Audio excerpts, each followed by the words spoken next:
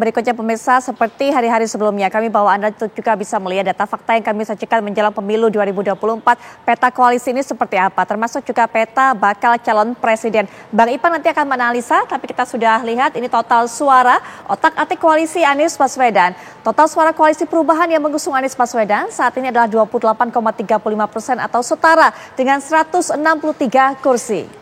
Adalah data yang kami miliki, dan berikutnya juga saat ini kita acuannya masih pada koalisi yang sudah terbentuk dengan 3 partai, yaitu Nasdem, Demokrat, dan PKS. Tapi kemudian ketika ada perubahan, Demokrat memutuskan untuk hengkang. Bagaimana kemudian melihatnya Bang Ipang, apalagi kemudian masuk partai PKB ini? Ya, sebenarnya kalau dari partai pengusung ya, ini masuknya Nasdem dengan PKB saja itu sudah di angka lewat 20, kalau kursi mereka kan hampir sama ya, Nasdem dengan PKB, tapi sudah lewat ambang batas 20%, tanpa PKS, tanpa Demokrat. Nah, artinya tidak ada persoalan dengan partai koalisi pendukung Pak Anies, masih aman, zona comfort zone dan zonanya masih aman. Nah, persoalannya datang atau minggatnya Partai Demokrat, apakah kemudian akan diikuti oleh PKS? Betul. Tapi saya mencermati apa yang menjadi nuansa kebatinan PKS, itu bagi PKS menurut saya ini bukan soal Surya Paloh, bukan soal Anies, tapi ini adalah soal bagaimana kotel efek untuk PKS ke depan. Jadi mereka bahwa pemilih Anies itu gesekannya, irisannya itu sama dengan pemilihnya PKS. Jadi itu yang membuat tidak terjadi split. Jadi pemilih PKS itu cenderung signifikan 40% itu ke Anies. Jadi menurut saya kalau PKS kemudian juga undur atau pamit atau minggat ya, meninggalkan koalisi ini juga menurut saya agak kesulitan menurut saya itu terjadi. Baik, riskan juga untuk PKS begitu juga. Dan itu risikonya terhadap keselamatan masa depan partai. Oke, baik. Karena ketergantungan karena kan begini Mbak, ada 3 faktor di dalam pemilihan presiden kita adalah orang memilih cenderung karena figur kandidat capresnya, yang kedua orang memilih karena faktor partai koalisinya, atau orang memilih karena tokoh partainya. Orang cenderung ternyata hampir 32%, orang cenderung memilih karena figur dari yang diusung oleh capres. Nah, oleh itu PKS tidak ada figur lain, tidak ada tokoh lain, ya artinya bagi mereka hari ini adalah persoalan, ini bukan persoalan Nasdem, bukan persoalan PKB, tapi ini persoalan Aniesnya. Baik, ini kita akan lihat bagaimana kemudian otak-atik koalisi Anies, petanya saat ini, karena PKS kabarnya juga masih akan tetap setia berada di koalisi perubahan, PKS 8,70%, kemudian juga Anda lihat ketika kemudian PKS masih ada di sana bersama dengan Nasdem dan juga ketambahan PKB, total suaranya dimiliki adalah 29,05%, itu dia. Nah, total suara 3 partai 29,05% ini setara dengan 167 kursi di DPR. Kita juga akan lihat kembali. Dan jika usai PKB dan Caimin ini deklarasikan masuk koalisi perubahan, namun kemudian PKS menyusul jejak Demokrat, maka Anies hanya didukung koalisi 2 partai, yaitu Nasdem dan PKB. Kemudian bagaimana perolehan suaranya? 10,26% dan juga 10,09%, melewati ambang batas 20%. Lalu bagaimana dengan kotak-atik, kira-kira ini setara dengan berapa kursi? Nanti kita akan lihat, tapi ini analisanya setidaknya ketika PKS kemudian juga cabut dari koalisi ini, Bang Ipang. Ya, artinya kalau kita lihat memang potensi bahwa ini adalah kursi yang sudah aman. Jadi bagaimanapun tadi kalau saya lihat kursinya 49 atau 48 ya, baik Nasdem maupun dari PKB-nya. Jadi 20% sama melewati kursinya ya. Artinya memang sudah melewati ambang batas presiden threshold. Baik. Ini menjadi tantangan bahwa memang presiden threshold kita selama ini itu yang menjadi penyebab ya orang padahal partai punya misi ingin semuanya sebagai peserta pemilu untuk mengajukan calon presidennya. Itu kan ambisi semua partai.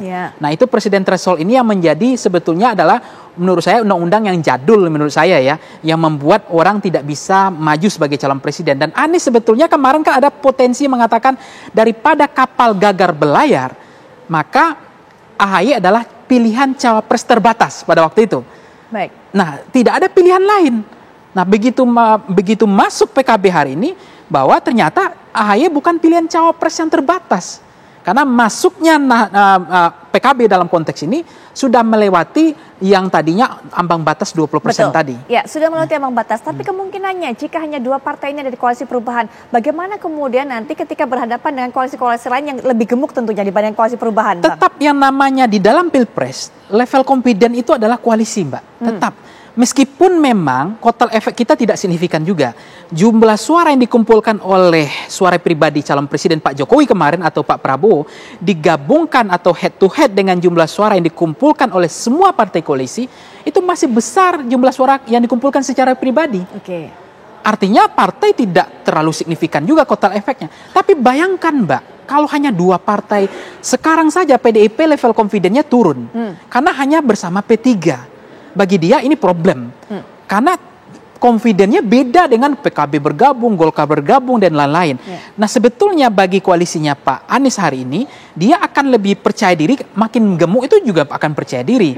Meskipun itu tidak menjadi kunci. Banyak juga waktu Pak Prabowo partainya gemuk di periode pertama ya dengan Pak Jokowi, tapi kalah juga kan. Nah tetapi menurut saya kalau 2 partai saja, Nasdem dan PKB, itu level confidence-nya nggak naik Mbak, biasanya tetap akan ngaruh gitu. Tapi dengan adanya partai PKS, dan saya pikir juga spekulasi fluktuatif politik besok, apalagi peta politik kita ini ekstrim cuacanya, akan mungkin aja juga yang akan bergabung gitu.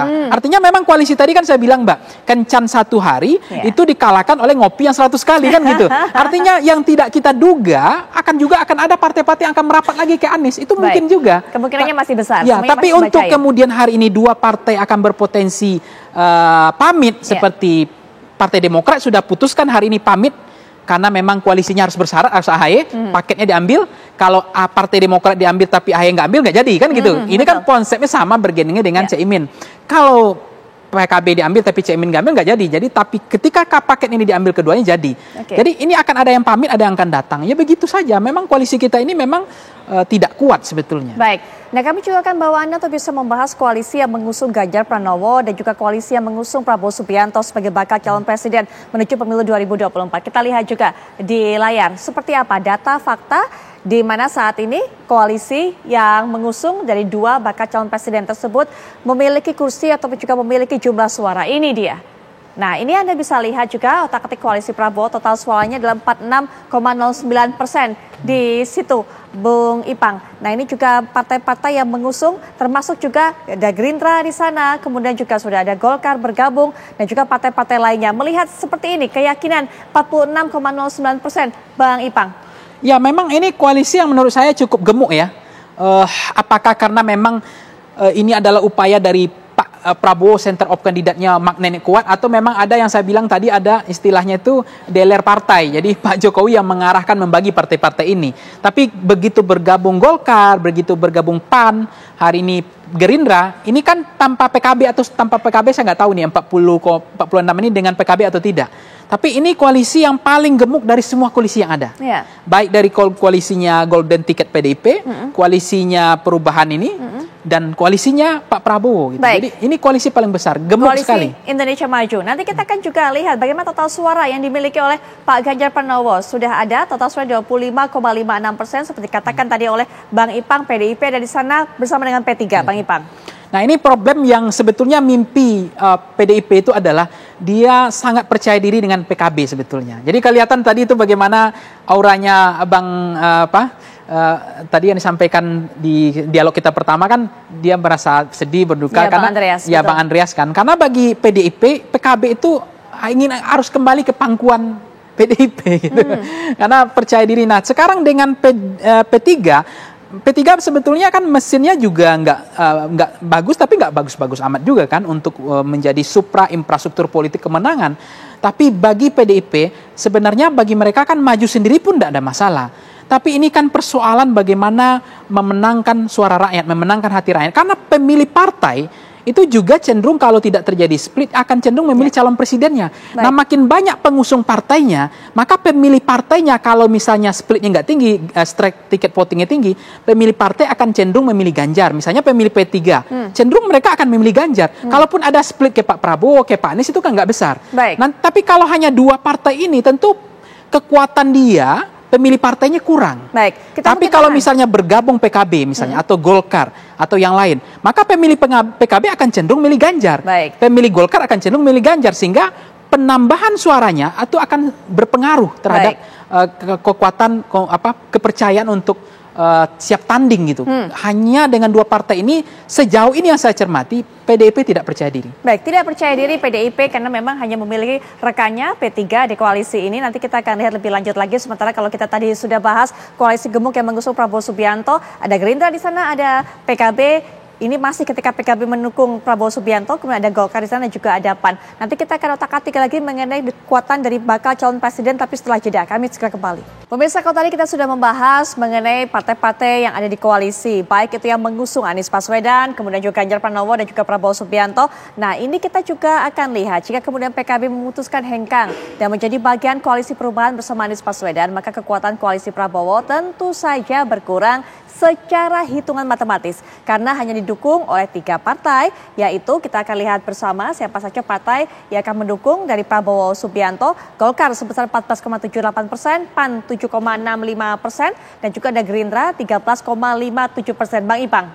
Ya, kalau kita melihat bahwa tentu apakah ini akan mengurangi elektabilitas dari Gerindra dan Pak Prabowo? Kemarin kan hasil survei kita Pak Prabowo sempat naik, karena ada PKB juga di situ kan. Apakah itu betul pengaruh PKB-nya? Nanti akan terbukti dari perjalanan waktu ini kan. Ini yang menyebabkan 3 partai ini, apakah elektabilitasnya PKB, maksud saya Gerindra, Pak Prabowo akan tetap leading karena setelah hengkangnya PKB. Ya, dengan total 36% ya, didapatkan. Dengan 36% ini, karena meskipun memang Pak Prabowo juga harus bekerja keras hari ini, berpikir keras lagi, siapa kira-kira termasuk Pak Jokowi, Ibu Megawati, siapa kira-kira yang mampu untuk memperbaiki kondisi mereka kalau nanti elektabilitas turun. Tapi kalau naik berarti nggak pengaruh PKB ada atau tidaknya PKB. Tapi yang saya mencermati dari kasus ini bahwa memang betul Pak Prabowo adalah orang figur yang menurut saya sangat santai. Dia tidak terlalu reaksioner, tidak terlalu tidak peran urat saraf. Beliau kan santai aja, ya udah inilah realitas politik, ya inilah demokrasi kita. Nah, saya senang dengan Pak Prabowo ini, karakter yang betul-betul mereka ya ikhlas saja gitu. Kalau memang ini bukan memang dalam politik kan adalah soal kadar dan ukuran kan, terjadi atau tidak. Karena politik kan ujung tadi, orang yang pacaran kencan 100 hari pun bisa dikalahkan oleh kencan 1 malam kan. Nah, kalau kemudian hari ini tinggal 3 partai, Golkar, PAN dan Gerindra, ini juga akan Prabowo harus berpikir tentang Jawa Timur juga. Karena memang Prabowo Jawa Timur juga lemah sama Jawa Tengah. Nah, menurut saya tanpa adanya PKB ini juga akan menyulitkan bagi Pak Prabowo untuk melakukan penetrasi, merebut wilayah pertempuran primer Jawa Timur ini. Baik. Nah, Bang Ipang, ini ada kemungkinan karena kita semuanya serba memungkinkan, kita otak-atik begitu. PKS jika kemudian keluar dari koalisi perubahan, mungkin kemudian menyeberang masuk ke dalam koalisi Prabowo, menambah sumbangan 8,70% suara. Bagaimana kamu melihatnya? Akan ada 4 partai jika PKS bergabung dengan koalisi Prabowo. Saya pikir memang dalam politik saya bilang tadi kan ibarat cuaca, ya bisa mungkin bisa enggak.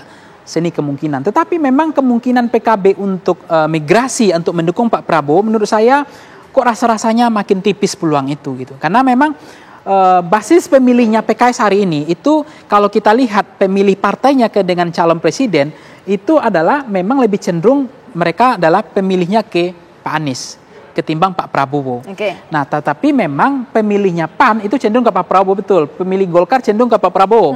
Nah, kemudian pemilih Gerindra udah 70% milih Pak Prabowo. Tapi pemilih PKS itu lebih cenderung memilih Pak Anies ketimbang Pak Prabowo. Itu hanya kemungkinan. Bagaimana kemudian dengan Demokrat? Tapi kemudian kita sebelumnya melihat memprediksi akan kemana kemudian Demokrat ini beralih, memberikan suaranya. Kita juga akan lihat kemungkinan dari Ganjar Pranowo. Ini dia. Jika kemudian Demokrat ini merapat ke kubu koalisi dari Ganjar, akan ada 3 suara. P3, PDI Perjuangan, ditambah juga dengan Demokrat ada tambahan 9,39% suara. Bang Ipang. Ya, bagi Demokrat menurut saya, mereka akan lebih berpikir tentang kalau memang ada karpet merah di PDIP bahwa dipastikan AHY sebagai cawapresnya Ganjar, menurut saya ini udah clear. Halaman yang paling saya suka ini gitu. Tapi persoalannya apakah betul ada di kantong Ibu Megawati hari ini adalah ada AHY. Nama AHY di sana. Nama AHY di situ. Nah, sepanjang tidak ada, saya nggak tahu ya, memang Demokrat punya pengalaman bahwa politik last minute dan tidak terlibat lagi, akhirnya mereka daripada nggak ikut aja gitu kan. Antara ada dan tiada, diikutkan tidak terlalu penting, dipentingkan nggak terlalu penting juga. Jadi itu posisi Demokrat hari ini kan. Kalau kemarin waktu beliau di koalisi perubahan kan sangat penting sekali. Kalau beliau minggat atau migrasi atau pindah, ya AHY, SB, maksud saya Anies gagal berlayar kan begitu. Nah, kalau kemudian hari ini bertambah Demokrat di koalisi Ganjar, itu menurut saya pasti ada pengaruhnya. Karena infrastruktur Demokrat harus kita akui juga. Termasuk kemudian bagaimana pengaruh suara kantong-kantongnya Ganjar yang lemah, itu pakai komplementer Mbak Putri. Okay. Jadi yang mana-mana lemah misalnya Ganjar, karena basis segmen pemilih elektabilitasnya AHY ini, meskipun tidak signifikan, tapi merata hampir di semua provinsi ada.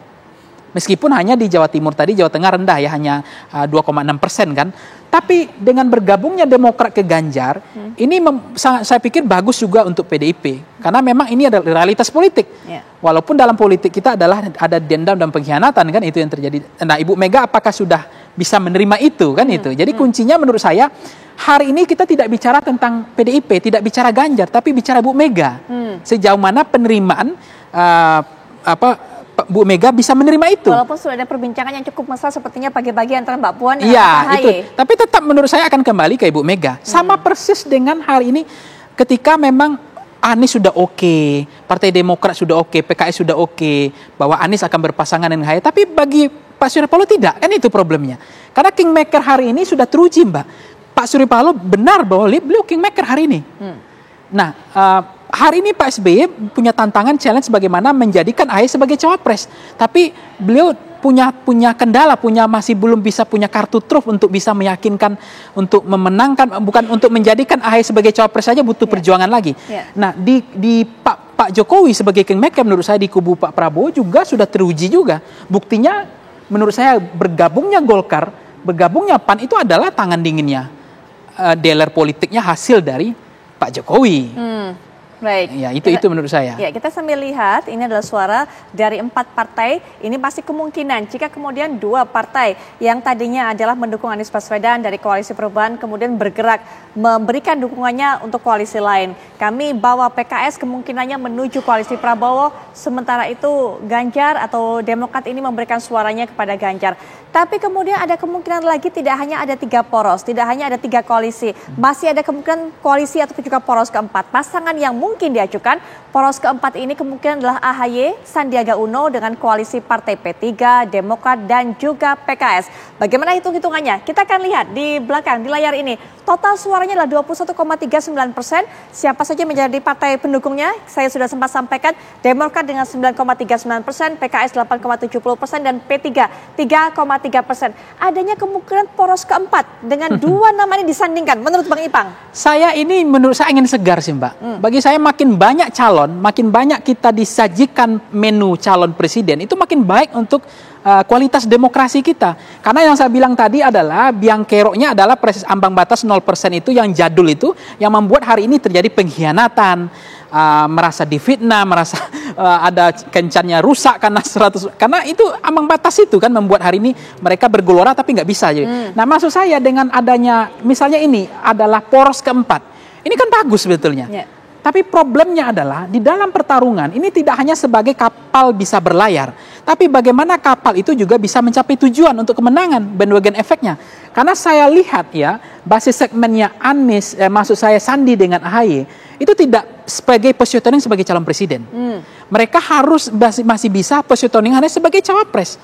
Karena itu yang sudah maksimal. Ya, sudah maksimal cawapres. Dan itu memang potensial cawapres yang paling maksimal itu memang adalah Sandi dan AHY. Dan segmen pemilihnya AHY dengan Sandi juga sama irisannya Mbak. Kuat di DKI, kuat di Banten, kuat di Jawa Barat dan di Sumatera, Sandiaga. Kemudian AHY kuat di DKI. Kan nggak jauh beda. Yang kemudian positioning mereka sebagai capres juga tidak terlalu kuat. Karena yang terlalu kuat misalnya elektabilitas yang muncul sebagai hal yang dominan, signifikan itu hanya Prabowo, Ganjar dan Anies. Nah, ini yang menurut saya kalau untuk berlayar bisa saja berlayar ini cukup. Dan ini juga bagus untuk demokrasi kita karena kita akan dihadapkan banyak pilihan. Ada 3-4 poros. Pasti sudah akan ada 2 putaran. Ini menarik bahwa tidak ada kemenangan dari awal kan. Tetapi untuk menang dalam koalisi, dalam peta koalisi tentu bicara bandwagon effect. Potensi kemenangan. Karena kalau bicara kemenangan menurut saya ini sesuatu yang menurut saya untuk apa bergabung sesuatu yang tidak ada keyakinan bahwa itu menang. Karena dalam politik itu harapan. Dalam politik itu adalah menang nggak gitu. Nah itu yang menurut saya kalau berlayar ini berlayar, tapi untuk menang belum tentu. Baik, ada kemungkinan poros keempat, kami sudah bandingkan dan juga sudah sandingkan kedua nama ini untuk Anda dengan kemungkinan total suara 21,39% jika kemudian yang mengusungnya adalah Demokrat, kemudian PKS yang merupakan pecahan dari Partai Koalisi Perubahan dan berikutnya adalah didukung oleh P3. Kami juga bawa Anda untuk bisa melihat kata yang kami pilihkan untuk kami berikan definisinya, kami artikan untuk Anda dalam Kamus Apa Kabar Indonesia Malam. Kali ini kita lihat, Kamus Apa Kabar Indonesia Malam ini merupakan menu utama, Bang Ipang, menu wajib. Kami juga mengedukasi masyarakat. Kali ini istilah yang kami pilih adalah presidential threshold. Nah ini syarat minimal persentase kepemilikan kursi di DPR atau persentase tadi.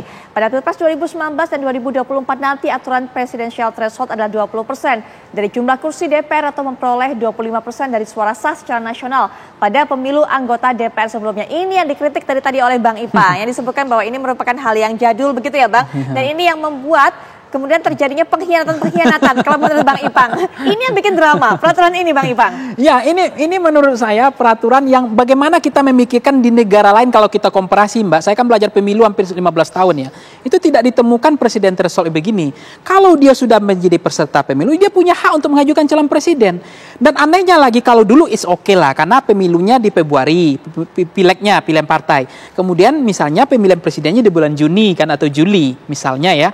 Nah, cawapres atau ambang batasnya dipakai yang di bulan Februari yang tahun itu juga hasil pemilihan terakhir yang di tahun yang sama, tiketnya nggak dirobek. Ini kan tiket udah expire Mbak, 2019 dipakai untuk bertarung di 2024, jadi nggak nyambung, jadi Jaka Sambung nggak nyambung. Jadi menurut saya ini yang membuat jadi sumber kalau kita bicara tentang kenapa hari ini terjadi pengkhianatan ini dan seterusnya, ya karena memang semua calon presiden kita itu punya DNA untuk bagaimana ketua umum ini punya harga diri Mbak. Misalnya dalam kongres diputuskan, Bapak ketua umum kita harus maju misalnya Pak Erlangga atau Caimin.